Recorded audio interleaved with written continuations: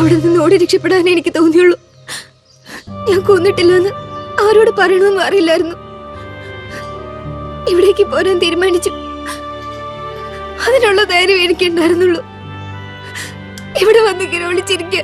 എത്ര കാലം? പോലീസ് അറിഞ്ഞു കഴിഞ്ഞു. ഇന്ന് അവരിവിടെ എത്തും. നിന്നെ ഇവിടെ വെച്ച് അറസ്റ്റ് ചെയ്യുക. കൂട്ടത്തിൽ അതിന്റെ പേരിൽ അച്ഛനെ ഒന്ന് അവമാനിക്കുക. മോളിൽ നിന്നുള്ള ഓർഡർ അതാ. അത് വേണ്ടിച്ചായ ഞാൻ സറണ്ടർ ആകാം. നടന്ന കാര്യങ്ങൾ മുഴുവൻ ഞാൻ പോലീസിൽ പറയും. വിശ്വസിക്കുകയല്ല.